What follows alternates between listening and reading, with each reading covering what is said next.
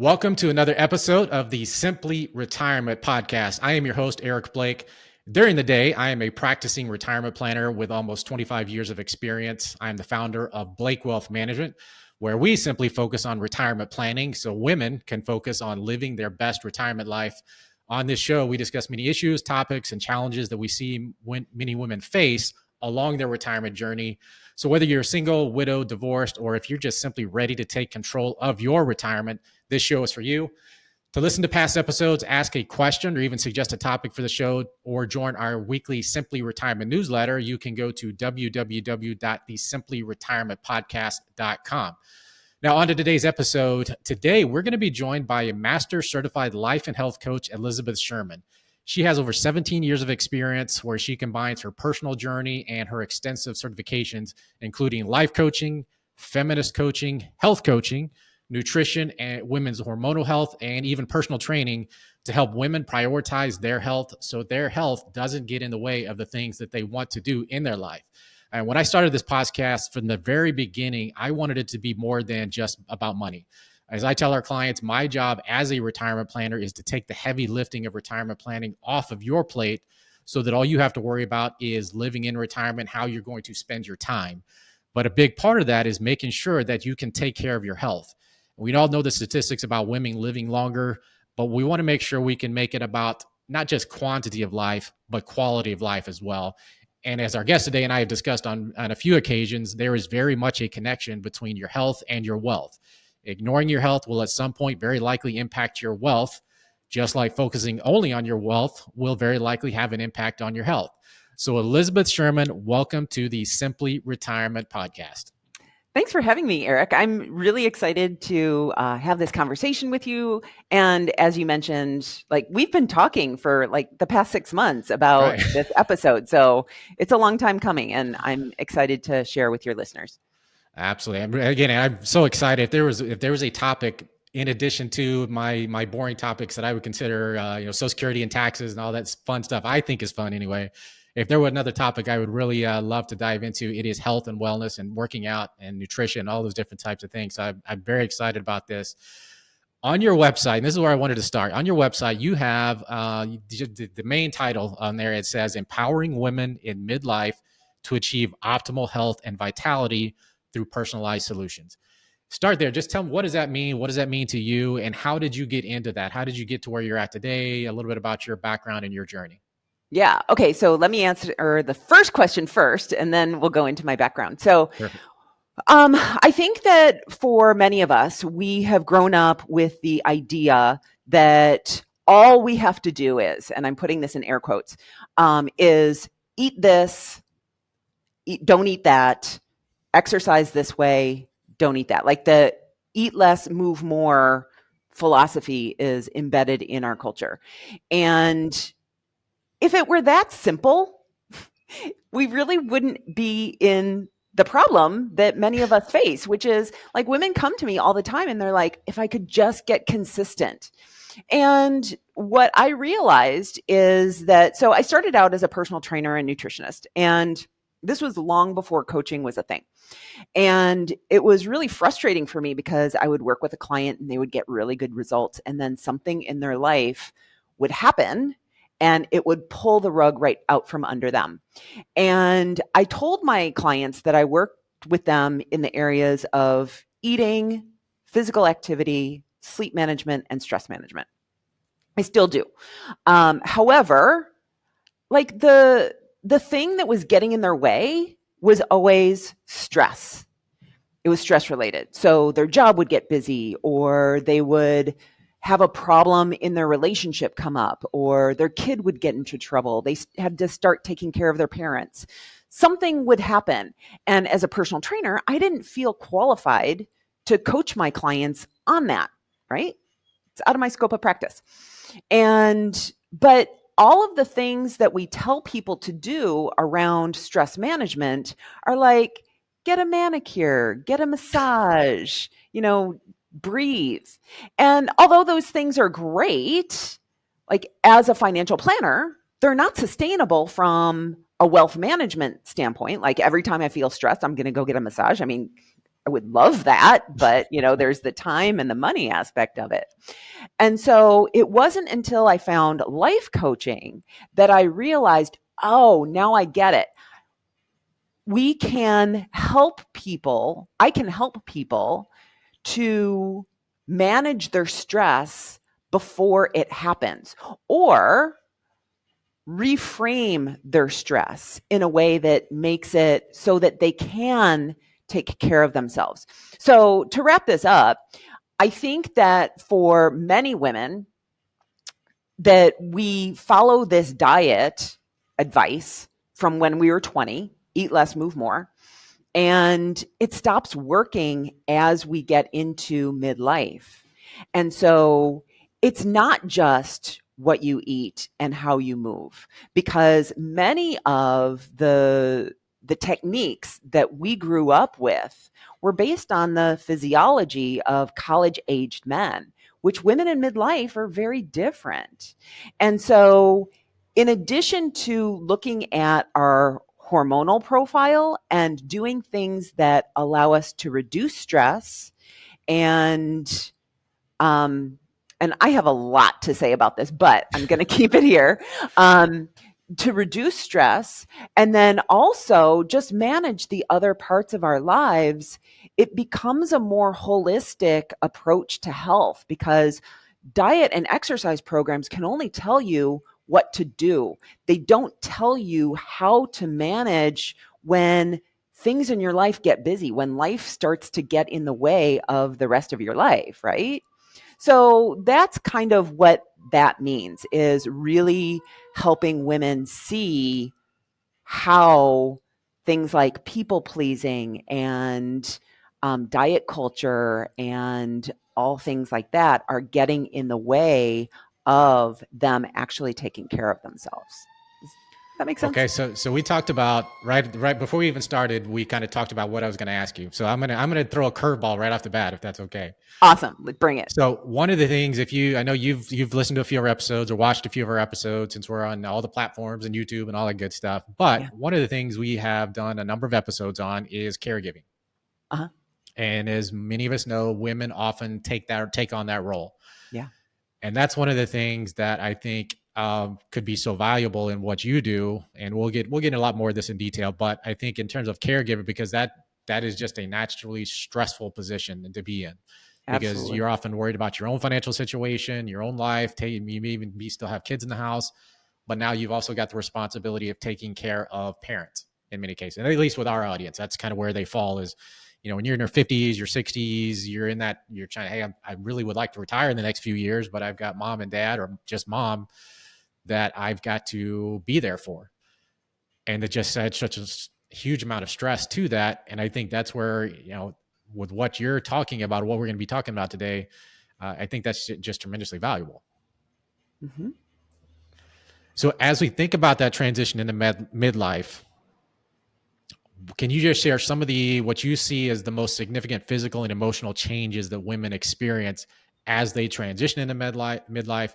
And more importantly, how can they navigate some of these changes, as you refer to it as grace and vitality? Yeah. So first of all, let's back up a little bit. And I kind of alluded to this in my previous answer, but I want to expand on it a little bit more, is that women are taught, socialized to be caregivers. And we say that like it's a fact, like, oh, women are just naturally caregivers. Well, not all women are naturally caregivers. And so some women may feel the responsibility of taking care of their parents or taking care of their partners or taking care of kids, but and I don't want to say feel resentment about it, but feel like it's their obligation. And so they have to do this. And so that right there is really kind of something that we want to look at, because women are also taught not to express what it is that they want. So many women come to me and they're just like, I don't know what I want. I have a client right now whose partner just died. She's 68 years old, and she's eating because she's stressed out. I Right. was just talking to her yesterday. And she doesn't know what she wants. She lives in California. She wants to move back to Texas because she has family there. And she's stressed out because her daughter, who lives in Japan, thinks it's a bad decision. And so she has all of this self-doubt about, should I do this? Should I not? She doesn't know how to trust herself. And so what's happening is she's feeling all of this anxiety. And as a result, she's eating in response to that.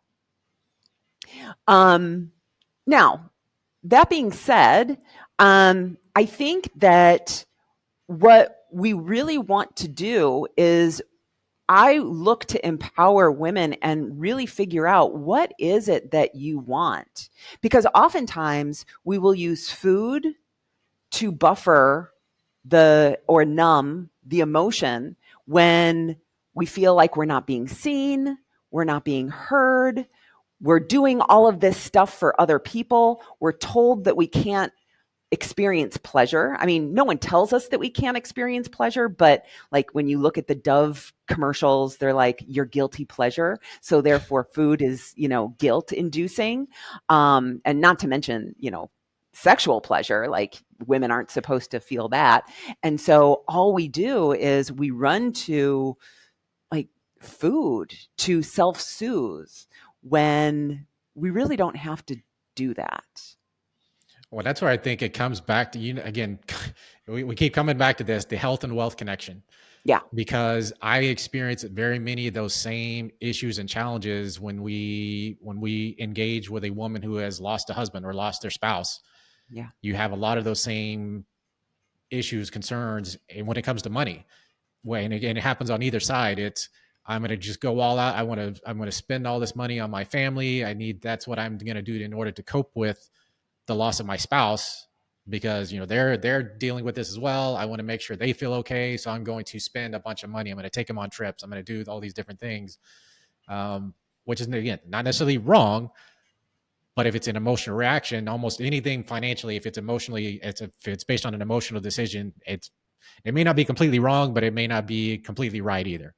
Yeah. And then you have the other side of the spectrum where I can't spend anything. I'm not going to spend anything. Life insurance proceeds, where you say, this, I received this because my husband, my spouse passed away. I can't spend it. There's an emotional attachment to those, that they're losing something else by spending the money, and they end up making their life even that much more difficult. So Well, again, it and just to kind of, that point, I think that women feel very comfortable spending on others, but yes, not spending on themselves.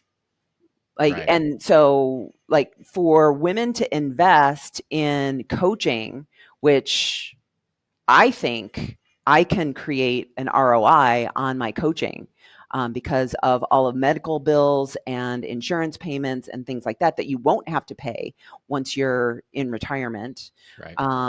And yes, it's an upfront cost, but it's going to save you money in the long run. And so many women find that very indulgent, is spending on themselves. Right. So yeah. So again, kind of continuing along those lines of that transition in midlife, obviously that incorporates, there's exercise programs, but there's a lot, at least the things I've seen, things I read, is a lot more making sure you're focusing on your nutrition. So you can talk a little bit about that. What are some of those misconceptions? You talked about it from the very beginning about, the concept of nutrition is based on, unfortunately, a lot of the Instagram views that people get. But what's real? What do people need to really be focused on? What do women need to be focused on when it comes to nutrition and diet? Yeah. So I have this framework that I use within my coaching. And if you follow me on Instagram, you'll see it all over the place. It's not a secret. It's called the 8 Basic Habits That Healthy People Do. And I think that for many women, we are in this diet cycle that we're like, oh, that diet and that diet's going to work. But one of the reasons that diets don't work, and be aware that 97% of people who actually get to their goal weight within 5 years will regain the weight. Right. So one of the reasons why that happens is because we don't have the foundation of health in order. We're following these rules that someone else has provided for us. Eat this, don't eat that. And so what I do is I help my clients see how food makes them feel. So a good example of that is alcohol. Alcohol, and I want to come back to the 8 basic habits again, but Yes, absolutely. Alcohol, for example, some women will find that alcohol feels very different to them as we move into midlife. They haven't changed anything, but as we move into midlife, alcohol starts to disrupt sleep, create more anxiety in our lives, and for some, just not feel good. And so what happens is that if I give you a diet and it says no alcohol, then you're going to go out with your partner and you're going to be out to dinner and it's going to be nice. And you're going to be like, Elizabeth's not the boss of me. She's not here. She's never going to know. I'm going to drink alcohol. And you have your wine and it's lovely. Maybe you have 2, maybe you have 3 glasses. And then you sleep like crap. And then the next day you wake up all groggy because you're whether hungover or just, lack of sleep. And then what happens later on in the day is that you start to get the munchies because you haven't slept well. And so what I like to do is I like to have my clients connect the dots and see that when I drink alcohol, I don't sleep well. When I don't sleep well, then I don't have energy the next day to exercise, or I start, behind the 8 ball, and then I feel like I'm trying to catch up. And I find that I get snacky in the afternoon. And so it's really about being able to connect the dots between what I'm doing, so eating and exercising, and how I feel. And so going back to the 8 basic habits, the 8 basic habits are a framework. They're basic things, and I'll go through them. It's drink water, eat vegetables, eat protein with each of your meals, move daily, get enough sleep. And that right there is different for everybody. Everyone needs a different amount of sleep. So you just need to figure out what's right for you. Manage your stress. Eat just enough, not too much. And the last one is called limit treats.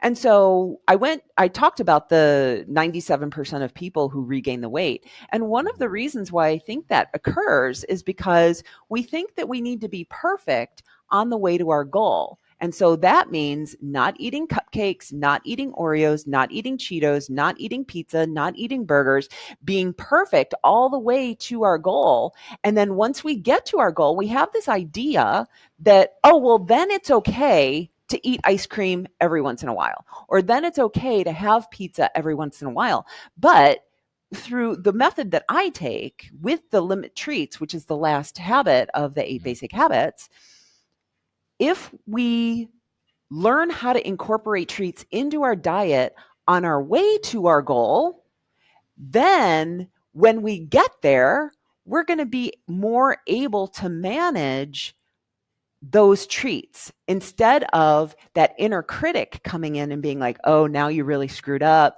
You're going to gain all that weight back, right? And so, then going into this cycle of, oh my God, it was so good. I haven't had it in 9 months. I'm just going to go all in, right? So those are some of the things that help with women's hormones. Like our lifestyle is going to impact our menopausal symptoms like night sweats and hot flashes, joint pain, brain fog. Those are all diet related. I'm not going to say that HRT or other medications aren't going to be helpful. They can be, but there's a lot you can do with lifestyle changes. So I definitely want you to get into the kind of the exercise and working out and things like that many women should be doing. But I want to come back to the one you touched on, sleep. Yeah.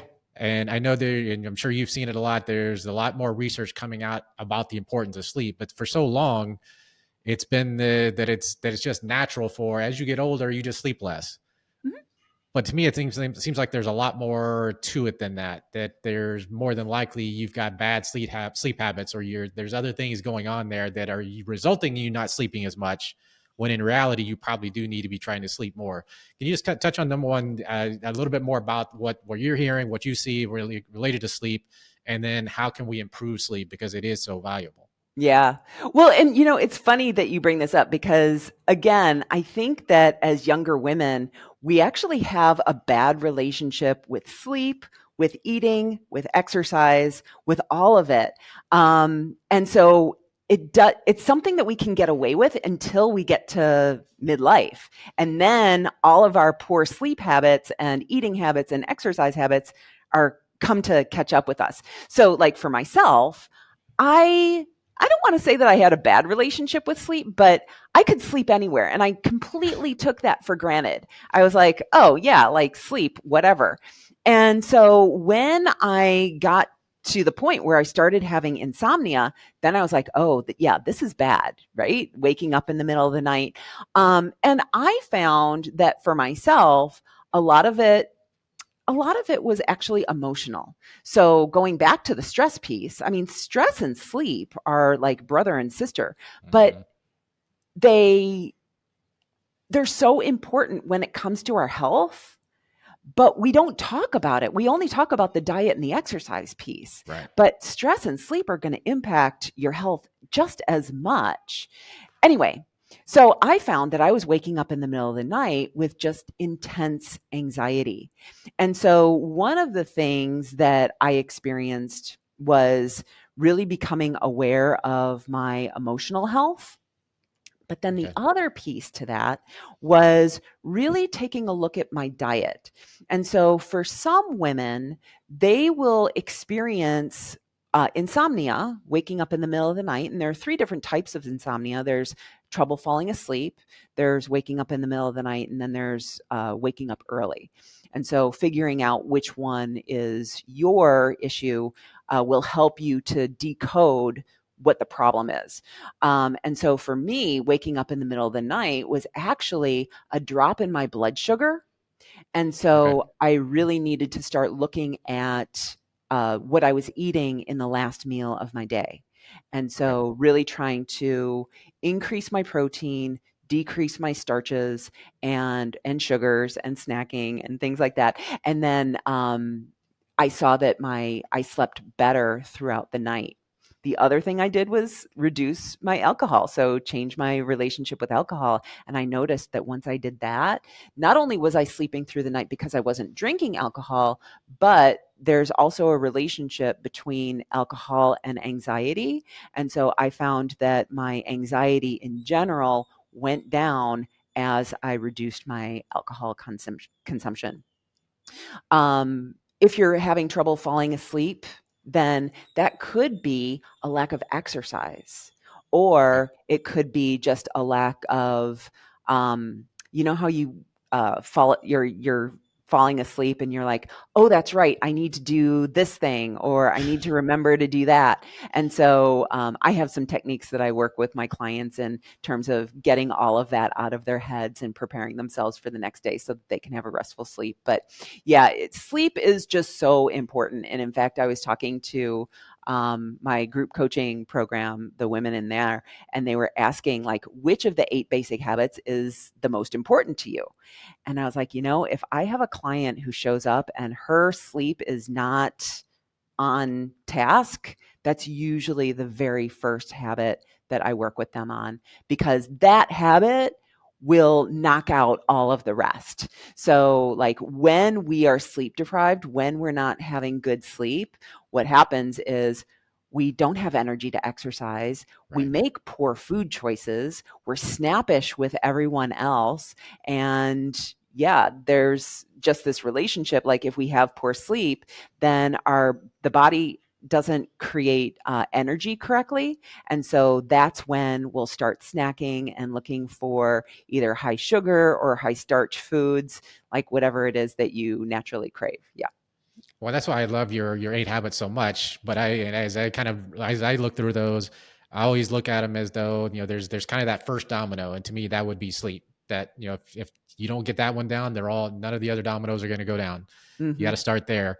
Are there maybe two or three just kind of general habits, sleep habits? We talk about sleep routines and what are the things you need to do, keeping your room cool, different things like that. Are there maybe two or three habits you could share that people could start tonight with putting into their own In sleep routine? response to sleep? Yeah, just kind of a, hey, here's, do these two or three things and see if that helps. Again, Yeah. keeping the room cool at night, or any other ideas that you might have. Well, there's keeping the room cool at night. It's also keeping the room dark. But I'm also a fan of keeping your room clutter free and a beautiful space. Because even though your eyes are closed, you know that that stuff is like around you. And so, using your bedroom for not working out, not having just clutter everywhere. So, really cleaning out your bedroom. The other thing is making sure that you're reducing your blue light. So, Right. access to screens. The other thing that I really like to do is create a sleep routine. And it doesn't have to be, candles and incense and stuff like that, or baths, but rather just a set of habits that you do that prepare your brain for sleep. So for myself, I put out my workout clothes. I make the coffee for the next day. Your personal hygiene, washing your face, brushing your teeth, things like that. And then I will do a little bit of reading in bed. So I'll use a Kindle. So yeah, those Awesome. types of things. So let's get into a little bit about working out, fitness. Yeah. If let's say there's somebody just getting ready to try to get started with an exercise routine, where would they start? What are they, again, just a few first couple of things that you would recommend? Yeah, I love this question because most people, when we think about exercise, we're like, okay, I need to exercise an hour a day and I need to do it 5 days a week or 7 days a week or whatever. And if you are, not doing that, if you're, let's say, a couch potato, and you're like, I need to start exercising, going from 0 to 100 is going to be really super uncomfortable. And I think that for all of these habits, as I mentioned earlier, one of the things that clients come to me about is that they're like, if I could just get consistent. And so I really like leaning into better habits. And so when we're talking about exercise, for my clients, what I always recommend is that whatever it is that you think that you can do, have it or less. So, like for many of my clients, I'll say, okay, let's put your shoes on and have you walk to the end of your driveway and back. And they're like, but Elizabeth, that's not going to do anything. It's not going to get me results. And maybe that's true, but maybe it's not. I'm a huge fan of doing the bare minimum to get results. Like, why would you Right. do more? Right. And so, um, but here's what that does. It builds the skill of self-trust. So many of us start diets or start exercise programs, and we don't trust ourselves that we're going to make it through to the end because we rely on motivation to keep going. Motivation is an emotion, and emotions are fickle. Like we can feel motivated 1 minute and then sad and then happy and then all over the place. Motivation is not going to be with us from beginning to end. And there are a lot of other emotions that can actually get the job done, like determination, like courage, like focus. And so, what we want to do is we want to build the skill of self trust, which means that when I say that I'm going to do something, that I actually follow through and I do it. What happens a lot is, going back to women serving other people, is that we'll be heading out the door for our yoga class. We've paid for the yoga class. We're going. And then someone will call us up and be like, oh, I need you.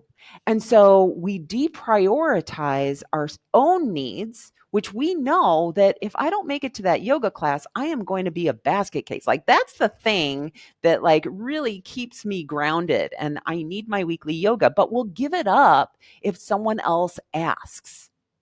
And so it really comes back to, again, building self-trust with yourself and also having your own back. And what I mean by that is being good to the future version of yourself. So whether that's, not spending money on a latte because you know that that's something that you really like to do and you want to save that money for a rainy day, or if it's, going to the yoga class because you know that that makes you sleep better or it makes you more grounded so that you can serve the people in your life better.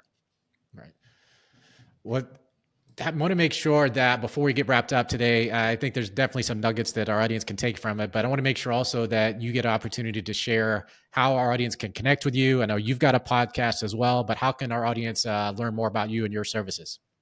Yeah, so I'm very active on social media. So you can Mm-hmm. find me on Instagram at elizabeth.sherman.coach. You can find me on Facebook at Total Health by Eliz. I have a free Facebook group for women in midlife where every single week we go through one of the 8 basic habits. And so you can find that on either my Instagram or on my Facebook page. You can find me at elizabethsherman.com, and you can download the 8 Basic Habits guide and checklist there. And again, that is the foundation of the work that I do with my clients. And I think that if you do these 8 basic habits, they're simple, they're not easy, but they're simple. If you do these 8 basic habits, you will be healthier than most people that you know, and you probably will never have to do a diet ever again. And so that's how strongly I feel about this tool. It's really fantastic. And I just downloaded it myself, actually. Oh, yay. Just started getting your email, so I pass along to my wife as well. So I read them. I pass them along to her, and so very, very excellent content. So I appreciate that. Well, Elizabeth, thank you so much for joining us today. If you are looking for a coach or you're just looking for resources to help you on your health and wellness journey, please be sure to connect with Elizabeth. Again, tune into her podcast, Total Health in Midlife. She has such a passion for what she does, and I'm sure you can gain some valuable insight to help you live a healthier life.